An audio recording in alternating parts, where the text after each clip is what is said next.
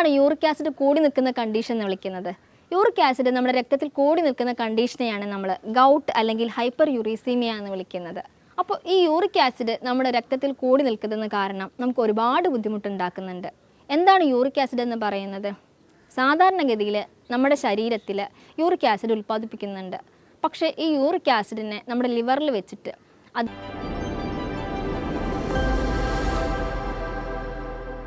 ഇന്ന് പല ആൾക്കാരിലും ബുദ്ധിമുട്ട് ഉണ്ടാക്കുന്ന ഒരു പ്രശ്നമാണ് യൂറിക് ആസിഡിൻ്റെ അളവ് രക്തത്തിൽ കൂടി നിൽക്കുക എന്നുള്ളത്. അപ്പോൾ ഈ അടുത്ത് OPയിൽ വന്നൊരു പേഷ്യൻ്റ് പറയുണ്ടായി, അവർ യൂറിക് ആസിഡിന് മരുന്ന് കഴിക്കുന്നുണ്ട്, പ്രോട്ടീൻസ് അതായത് ഇറച്ചി മീൻ എന്നുള്ള കാര്യങ്ങളൊക്കെ അപ്പാടെ ഒഴിവാക്കി, പക്ഷേ എന്നിട്ടും അവരുടെ യൂറിക് ആസിഡിൻ്റെ അളവ് ഇങ്ങനെ കൂടി നിൽക്കുക എന്ന് പറഞ്ഞു. അപ്പോൾ അവരുടെ ഒരു സംശയമാണ്, ഈ യൂറിക് ആസിഡുള്ള ആൾക്കാർ പ്രോട്ടീൻ കഴിക്കുന്നതുണ്ട്, അതായത് ഇറച്ചി മീൻ കഴിക്കുന്നതുകൊണ്ട് പ്രശ്നമുണ്ടോ എന്നുള്ളത്. അപ്പോൾ നമുക്ക് ഈ വീഡിയോയിലൂടെ യൂറിക് ആസിഡിനെ കുറിച്ച് ചർച്ച ചെയ്യാം. ഞാൻ doctor Anisha Dharmaraj, Q&B health കെയറിലെ ഹോമിയോപ്പതി ഫിസിഷ്യനായി വർക്ക് ചെയ്യുന്നു. എന്താണ് യൂറിക് ആസിഡ് കൂടി നിൽക്കുന്ന കണ്ടീഷൻ എന്ന് വിളിക്കുന്നത്? യൂറിക് ആസിഡ് നമ്മുടെ രക്തത്തിൽ കൂടി നിൽക്കുന്ന കണ്ടീഷനെയാണ് നമ്മൾ ഗൗട്ട് അല്ലെങ്കിൽ ഹൈപ്പർ യൂറീസീമിയ എന്ന് വിളിക്കുന്നത്. അപ്പോൾ ഈ യൂറിക് ആസിഡ് നമ്മുടെ രക്തത്തിൽ കൂടി നിൽക്കുന്നതിന് കാരണം നമുക്ക് ഒരുപാട് ബുദ്ധിമുട്ടുണ്ടാക്കുന്നുണ്ട്. എന്താണ് യൂറിക് ആസിഡ് എന്ന് പറയുന്നത്? സാധാരണഗതിയിൽ നമ്മുടെ ശരീരത്തിൽ യൂറിക് ആസിഡ് ഉൽപ്പാദിപ്പിക്കുന്നുണ്ട്. പക്ഷേ ഈ യൂറിക് ആസിഡിനെ നമ്മുടെ ലിവറിൽ വെച്ചിട്ട് അത് യൂറിയേസ് എന്ന് പറയുന്ന അല്ലെങ്കിൽ അമോണിയ എന്നൊരു എൻഡ് പ്രൊഡക്റ്റിലേക്കാണ് എത്തുന്നത്. അത് ഒരുപാട് പ്രവർത്തനത്തിന് ആവശ്യമുണ്ട്. സത്യത്തിൽ ഈ യൂറിക് ആസിഡ് എന്ന് പറയുന്നത് ഒരു ആൻറ്റി ഓക്സിഡൻ്റ് ആണ്. എന്താണ് ആൻറ്റി ഓക്സിഡൻ്റ് എന്ന് പറയുന്നത്? അതായത് നമ്മുടെ ശരീരത്തിൽ ഈ ഹാർട്ട് അറ്റാക്ക് അല്ലെങ്കിൽ സ്ട്രോക്ക് അങ്ങനെ പല തരത്തിലുള്ള പ്രശ്നങ്ങൾ ഉണ്ടാക്കുന്നത് ഓക്സിഡേഷൻ നടക്കുന്നത് കൊണ്ടാണ്. അപ്പോൾ ഈ ഓക്സിഡേഷനെ തടഞ്ഞു വെക്കുന്ന ഒരു ആൻറ്റി ഓക്സിഡൻ്റ് ആണ് നമ്മുടെ യൂറിക് ആസിഡ് എന്ന് പറയുന്നത്. അപ്പോൾ എപ്പോഴാണ് ഈ യൂറിക് ആസിഡ് ഒരു കുഴപ്പക്കാരനാവുന്നത്? അതായത് യൂറിക് ആസിഡിൻ്റെ അളവ് കൂടുക. ഏതൊക്കെ കണ്ടീഷനിലാണ് യൂറിക് ആസിഡിൻ്റെ അളവ് കൂടുന്നതെന്ന് നമുക്ക് നോക്കാം. അതായത് സാധാരണഗതിയിൽ നമ്മുടെ കിഡ്നിയിലൂടെ അതായത് മൂത്രം വഴി ഒരുപാട് യൂറിക് ആസിഡ് ഇങ്ങനെ സെക്രീറ്റ് ചെയ്ത് പോകും. അപ്പോൾ അങ്ങനെ സെക്രീറ്റ് ചെയ്യാൻ പറ്റാത്തൊരവസ്ഥ വരികയാണെങ്കിൽ, അല്ലെങ്കിൽ നമ്മൾ കഴിക്കുന്ന ഭക്ഷണത്തിൽ യൂറിക് ആസിഡിൻ്റെ അളവ് കൂടുതലുള്ള ഭക്ഷണം കഴിക്കുക. യൂറിക് ആസിഡിൻ്റെ അളവ് കൂടുതലെന്ന് പറയുമ്പോൾ പ്യൂറിൻ അടങ്ങിയിട്ടുള്ള ഭക്ഷണങ്ങൾ കഴിക്കുക. ഈ പ്യൂറിൻ അടങ്ങിയിട്ടുള്ള ഭക്ഷണങ്ങൾ കഴിക്കുമ്പോൾ നമ്മുടെ ശരീരത്തിൽ രക്തത്തിൽ യൂറിക് ആസിഡിൻ്റെ അളവ് കൂടും. അങ്ങനെ നമുക്ക് ഗൗട്ട് അല്ലെങ്കിൽ ഹൈപ്പർ യൂറീസീമിയ എന്നുള്ള കണ്ടീഷൻ വരാം. ഈ യൂറിക് ആസിഡിൻ്റെ അളവ് സാധാരണഗതിയിൽ സ്ത്രീകളിൽ എത്രയാണ്, പുരുഷന്മാരിൽ എത്രയാണെന്ന് നോക്കാം. സ്ത്രീകളിൽ അത് വേണ്ടത് 2.4 മുതൽ 6 mg/dL പറയുന്നത്. എന്നാൽ പുരുഷന്മാരിലോ അത് 3.4 മുതൽ 7 mg/dL പറയുന്നത്. ഇതിൽ കൂടി നിൽക്കുന്ന ഒരു അവസ്ഥയാണ് ഹൈപ്പർ യൂറീസീമിയ അല്ലെങ്കിൽ ഗൗട്ട് എന്ന് പറയുന്നത്. ഈ യൂറിക് ആസിഡ് കൂടി നിൽക്കുന്ന അവസ്ഥ പണ്ട് കാലത്ത് റിച്ച് മാൻ ഡിസീസ് എന്ന് വിളിക്കുന്നത്.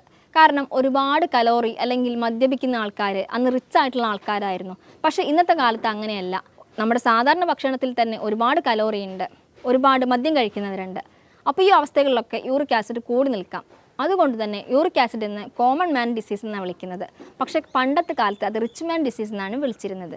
യൂറിക് ആസിഡ് കൂടി നിൽക്കുന്നത് കാരണം നമ്മുടെ ശരീരത്തിൽ ഒരുപാട് ലക്ഷണങ്ങൾ പ്രൊഡ്യൂസ് ചെയ്യുന്നുണ്ട്.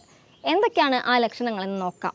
1, കൈകാലുകളിലെ ജോയിൻസിനൊക്കെ വേദന, നീർക്കെട്ട്. വേദന എന്ന് പറയുമ്പോൾ ചെറിയ ജോയിൻസിനെയാണ് എഫക്റ്റ് ചെയ്യുന്നത്. നമ്മുടെ ആംഗിൾ ജോയിൻ്റ് എന്ന് പറയും, കാലിലെ ജോയിൻസ്. പിന്നെ ചില കേസിൽ അത് മുട്ടിനെയൊക്കെ എഫക്റ്റ് ചെയ്യാം. അവിടെ നീർക്കെട്ടും വേദനയും. കാലിലെ തള്ളവിരലിന് പുറത്തായിട്ട് വേദന, നീർക്കെട്ട്, രാവിലെ എഴുന്നേൽക്കുമ്പോൾ ഈ കണ്ടീഷൻ കൂടിയിരിക്കുന്ന അവസ്ഥ. അപ്പോൾ എന്തുകൊണ്ടാണ് ഇങ്ങനെ കൂടി നിൽക്കുന്നത്? ഈ യൂറിക് ആസിഡ് അതിൻ്റെ ഒരു വേസ്റ്റ് പ്രൊഡക്റ്റാണ് പ്യൂരിൻ എന്ന് പറയുന്നത്. അപ്പോൾ ഈ ഒരു മെറ്റബോളിസം നടക്കുമ്പോൾ യൂറിക് ആസിഡ് ക്രിസ്റ്റൽസ് അവിടെ ഡെപ്പോസിറ്റ് ചെയ്യും. അതുകൊണ്ടാണ് നമുക്ക് ഇങ്ങനെ വേദനകൾ വരാനുള്ള കാരണം. അങ്ങനെ ഒരുപാട് യൂറിക് ആസിഡ് നമ്മുടെ പല ഭാഗങ്ങളിൽ പോയിട്ട്, അതായത് പല ജോയിൻസിൽ പോയിട്ട് ഡെപ്പോസിറ്റ് ചെയ്യും. അതാണ് ഗൗട്ട് എന്നൊരു കണ്ടീഷനിലേക്ക് നയിക്കുന്നത്. മൂത്രത്തിൽ പത വരിക, അതായത് മൂത്രത്തിൽ പത വരിക എന്ന് പറയുമ്പോൾ ഈ യൂറിക് ആസിഡ് ക്രിസ്റ്റൽസ് നമ്മുടെ കിഡ്നിയിൽ പോയിട്ട് ഡെപ്പോസിറ്റ് ചെയ്യുന്നത് കൊണ്ടായിരിക്കാം, അല്ലെങ്കിൽ മറ്റു പല അസുഖങ്ങൾ കൊണ്ടായിരിക്കാം മൂത്രത്തിൽ പത വരുന്നത്. ഈ യൂറിക് ആസിഡ് കൂടി നിൽക്കാനുള്ള കാരണങ്ങൾ പല വിധത്തിലുണ്ട്. എന്തൊക്കെയാണെന്ന് നമുക്ക് നോക്കാം. ഞാൻ നേരത്തെ പറഞ്ഞു, യൂറിക് ആസിഡ് കൂടി നിൽക്കാനുള്ള ഒരു പ്രധാന കാരണമെന്ന് പറയുന്നത് നമ്മൾ കഴിക്കുന്ന ഭക്ഷണത്തിൽ പ്യൂറിൻ അടങ്ങിയിട്ടുള്ള ഭക്ഷണം കഴിക്കുമ്പോഴാണ്. അപ്പോൾ നേരത്തെ ചോദിച്ചൊരു സംശയമുണ്ട്, ഈ ഇറച്ചി മീനൊക്കെ കഴിക്കുമ്പോൾ അതിൽ പ്യൂരിൻ കണ്ടൻറ്റ് കൂടുതലാണോ എന്ന്. ചില മീറ്റിൽ, അതായത് നമ്മുടെ ബീഫ്, മട്ടൻ, പിന്നെ പന്നിയിറച്ചി, ഇതിലൊക്കെ ഒരുപാട് പ്യൂരിൻ കണ്ടൻറ്റ് ഉണ്ട്. അപ്പോൾ ഈ ഒരു മീറ്റ് കഴിക്കുന്ന കാരണം ചിലപ്പോൾ യൂറിക് ആസിഡ് കൂടി നിൽക്കാം. പക്ഷേ ചിക്കനിൽ അത്ര പ്യൂരിൻ കണ്ടൻറ്റ് ഇല്ല. അപ്പോൾ ചിക്കൻ കഴിക്കാം. പിന്നെ ഏതൊക്കെ ഭക്ഷണങ്ങൾ കഴിക്കാമെന്ന് ചോദിച്ചു കഴിഞ്ഞാൽ നമുക്ക് പറയാം, പയറുവർഗ്ഗങ്ങൾ. പയർവർഗ്ഗങ്ങൾ എന്ന് പറയുമ്പോൾ കടല, ചെറുപയർ ഇതൊക്കെ നന്നായിട്ട് വേവിച്ചതിന് ശേഷം അതിൻ്റെ വെള്ളം ഒഴിവാക്കിയിട്ട് കഴിക്കാം. പിന്നെ ലൗലോലിക്ക യൂറിക് ആസിഡ് നല്ലൊരു ഫ്രൂട്ടാണ്. പിന്നെ പറയാവുന്നതാണ് വൈറ്റമിൻ സി, വൈറ്റമിൻ ഇ അടങ്ങിയിട്ടുള്ള ഒട്ടുമിക്ക ഫുഡും യൂറിക് ആസിഡിൻ്റെ ലെവൽ കുറയ്ക്കാൻ നല്ലതാണ്.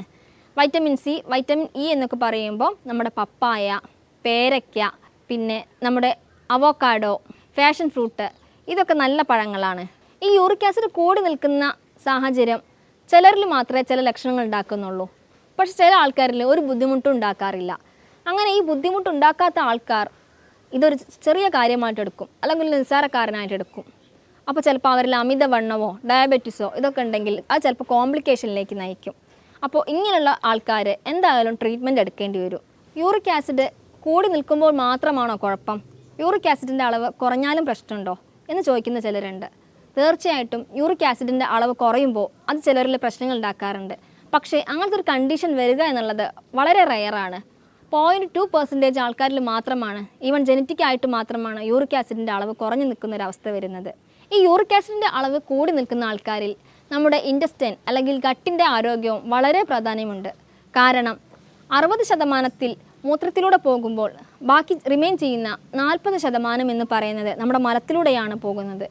അപ്പോൾ നമ്മുടെ ഗട്ടിൻ്റെ അല്ലെങ്കിൽ ഇൻറ്റസ്റ്റൈൻ്റെ ആരോഗ്യം നന്നായിട്ട് കീപ്പ് ചെയ്താൽ മാത്രമേ നമ്മുടെ യൂറിക് ആസിഡിൻ്റെ അളവ് നമുക്ക് രക്തത്തിൽ കുറച്ചിരിക്കാൻ സാധിക്കുകയുള്ളൂ. ഈ യൂറിക് ആസിഡ് കണ്ടൻറ്റ് കൂടി നിൽക്കുന്ന ആളുകൾ എടുക്കേണ്ട കുറച്ച് പ്രിവെൻഷൻ അല്ലെങ്കിൽ പ്രതിരോധ മാർഗ്ഗങ്ങളുണ്ട്. നന്നായിട്ട് എക്സസൈസ് ചെയ്യുക. പിന്നെ യൂറിക് ആസിഡിൻ്റെ അളവ് കൂടി നിൽക്കുന്ന ചില ഭക്ഷണങ്ങളാണ് ഓർഗൻ മീറ്റ് എന്ന് പറയുന്നത്. എന്താണ് ഈ ഓർഗൻ മീറ്റ് എന്ന് പറയുന്നത്? അതായത് നമ്മൾ ഈ പാർട്സ് എന്ന് പറയില്ലേ, ഈ പാർട്സിൽ നന്നായിട്ട് യൂറിക് ആസിഡ് കൂട്ടാനുള്ള പ്യൂരിൻ കണ്ടൻറ്റ് ഉണ്ട്. അപ്പോൾ ഈ പാർട്സ് കഴിക്കുന്നവരിൽ, സ്ഥിരമായിട്ട് ഇങ്ങനെ ഈ പാർട്സ് കഴിക്കുന്നവരിൽ യൂറിക് ആസിഡ് കൂടി നിൽക്കാം. പിന്നെ ഒന്നാണ് കാർബോഹൈഡ്രേറ്റിൻ്റെ അളവ്, അതായത് ലോ കാർബോഹൈഡ്രേറ്റ് അടങ്ങിയിട്ടുള്ള ഭക്ഷണങ്ങൾ കഴിക്കുക. അന്നച്ചും കൂടുതലായിട്ട് കഴിക്കുന്നവരിലും ഈ യൂറിക് ആസിഡിൻ്റെ അളവ് കൂടി നിൽക്കാം. പിന്നെ പറയുന്നത് ജങ്ക് ഫുഡ്സ്, പിന്നെ നന്നായിട്ട് മധുര പലഹാരങ്ങൾ കഴിക്കുന്ന ആൾക്കാർ, ജ്യൂസ് നന്നായിട്ട് കുടിക്കുന്ന ആൾക്കാർ, പിന്നെ റിഫൈൻഡ് ആയിട്ടുള്ള ഫുഡ് കഴിക്കുന്ന ആൾക്കാർ, ഇവരിലൊക്കെ ഒരുപാട് യൂറിക് ആസിഡ് ഇങ്ങനെ കൂടി നിൽക്കാം. ഈ മധുര പലഹാരങ്ങൾ കഴിക്കുന്നവർ അതിനനുസരിച്ച് ഇങ്ങനെ കൂടുതലായിട്ട് കഴിക്കുകയും എന്നാൽ വേണ്ട രീതിയിൽ എക്സസൈസ് എടുക്കുകയും ചെയ്യുന്നില്ല.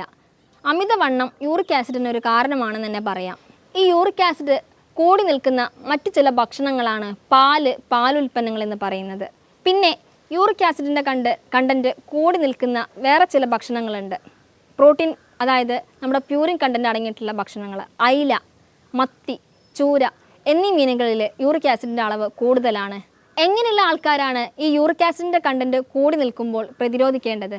അമിതവണ്ണം ഉള്ള ആൾക്കാർ, ഞാൻ നേരത്തെ പറഞ്ഞു, അമിതമായിട്ടുള്ള വണ്ണമുള്ള ആൾക്കാർ നന്നായിട്ട് എക്സസൈസ് ചെയ്യണം. മിനിമം ഒരു 30 മിനിറ്റെങ്കിലും എക്സസൈസ് ചെയ്യണം. നമ്മുടെ ശരീരം നന്നായിട്ട് വിയർക്കുന്ന ഒരു അവസ്ഥ വരെ എത്തുന്നത് വരെ നന്നായിട്ട് എക്സസൈസ് ചെയ്യുക. ഈ യൂറിക് ആസിഡിൻ്റെ കണ്ടൻറ്റ് കൂടുമ്പോൾ അത് ഈവൺ ചിലപ്പോൾ സ്ട്രോക്കിലേക്കോ അല്ലെങ്കിൽ ഹാർട്ട് ബ്ലോക്കിലേക്കോ വരെ പോവാം. ചിലപ്പോൾ കിഡ്നിക്കുള്ള അസുഖങ്ങൾ വരെ കൂട്ടി നിൽക്കാം. പിന്നുള്ളതാണ് ആൽക്കഹോൾ ഉപയോഗിക്കുന്ന ആൾക്കാരിൽ. നന്നായിട്ട് അമിതമായിട്ട് ആൽക്കഹോൾ എടുക്കുന്ന ആൾക്കാരിലും യൂറിക് ആസിഡ് കണ്ടൻറ്റ് കൂടി നിൽക്കാം. സിഗരറ്റ് സ്മോക്കിംഗ് മറ്റൊരു കാരണമാണ്. പിന്നെ ശ്രദ്ധിക്കേണ്ട വേറൊരു കാര്യമുണ്ട്, നന്നായിട്ട് വെള്ളം കുടിക്കുക. ഞാൻ നേരത്തെ പറഞ്ഞു, നോർമലായിട്ട് നമ്മുടെ കിഡ്നി ഈ യൂറിക് ആസിഡിനെ സെക്രീറ്റ് ചെയ്യുകയാണെങ്കിൽ അല്ലെങ്കിൽ പുറന്തള്ളപ്പെടുകയാണെന്നുണ്ടെങ്കിൽ ഈ യൂറിക് ആസിഡിൻ്റെ കണ്ടൻറ്റ് ഒരിക്കലും നമ്മുടെ രക്തത്തിൽ കൂടി നിൽക്കില്ല. അപ്പോൾ നന്നായിട്ട് വെള്ളം കുടിക്കുക. ഈ വെള്ളം കുടിക്കുന്ന അളവെന്ന് പറയുമ്പോൾ മിനിമം 8 ഗ്ലാസ്സെങ്കിലും കുടിക്കണം. അത് ഓരോരുത്തരുടെ ശരീരത്തിന് ഡിപ്പെൻഡ് ചെയ്തിട്ടായിരിക്കും നമ്മൾ കുടിക്കുന്ന വെള്ളത്തിൻ്റെ അളവ് ഉണ്ടായിരിക്കുക. ഈ യൂറിക് ആസിഡിൻ്റെ അളവ് കൂടി നിൽക്കുന്ന കാരണം ചില പുരുഷന്മാരിൽ EDക്ക് വരെ കാരണമാകാറുണ്ട്. പിന്നെ രക്തക്കുഴലുകളിൽ ഉണ്ടാവുന്ന ബ്ലോക്കിനും ഈ യൂറിക് ആസിഡ് കൂടി നിൽക്കുന്ന അവസ്ഥ കാരണമായേക്കാം. അപ്പോൾ ഈ ഗൗട്ടുള്ള ആൾക്കാർ ഞാനിപ്പോൾ പറഞ്ഞ പോലെ കുറച്ച് ജീവിതശൈലിയിൽ കുറച്ച് മാറ്റം വരുത്തിയിട്ടും പിന്നെ എക്സസൈസ് മുതലായ കാര്യങ്ങൾ എടുത്തിട്ടും പ്യൂരിൻ കണ്ടൻറ്റ് കുറഞ്ഞ പ്രോട്ടീൻ ഭക്ഷണങ്ങൾ കുറച്ചിട്ടും നമുക്ക് യൂറിക് ആസിഡിനെ പ്രതിരോധിക്കാം. ഞാനിപ്പോൾ ഈ പറഞ്ഞ കാര്യങ്ങളിൽ എന്തെങ്കിലും സംശയം ഉണ്ടെങ്കിൽ താഴെ പറഞ്ഞ നമ്പറിൽ കോൺടാക്റ്റ് ചെയ്യാം. അടുത്തൊരു ഹെൽത്ത് ടോപ്പിക്കുമായി അടുത്ത വീഡിയോയിൽ കാണാം. Thank you.